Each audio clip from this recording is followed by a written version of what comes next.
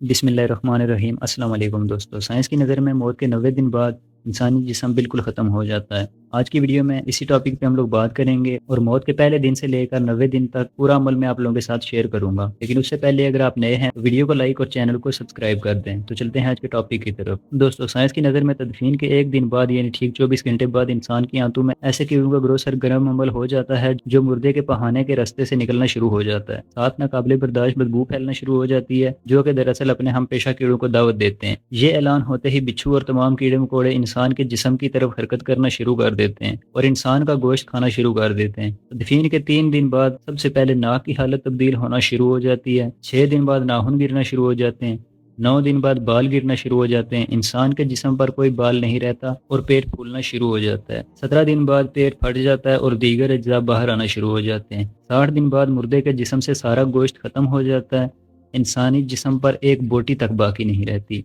90 دن کے بعد تمام ہڈیاں ایک دوسرے سے جدا ہونا شروع ہو جاتی ہیں، 1 سال بعد ہڈیاں بوسیدہ ہو جاتی ہیں اور بالآخر جس انسان کو دفنایا گیا تھا اس کا وجود ختم ہو جاتا ہے۔ تو میرے دوستو، غرور، تکبر، حرص، لالچ، گھمنڈ، دشمنی، حسد، بغض، جلن، عزت، وقار، نام، عہدہ، بادشاہی، یہ سب کہاں جاتے ہیں؟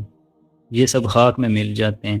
انسان کی حیثیت ہی کیا ہے؟ مٹی سے بنا ہے، مٹی میں دفن ہو کر مٹی ہو جاتا ہے۔ 5 یا 6 فٹ کا انسان قبر میں جا کر بے نام و نشان ہو جاتا ہے۔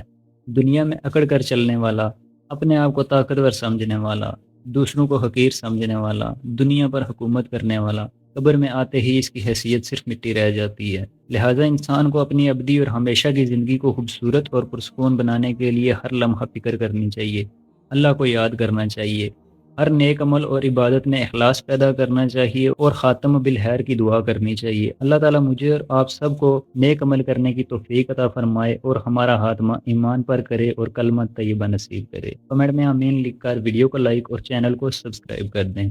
اللہ حافظ۔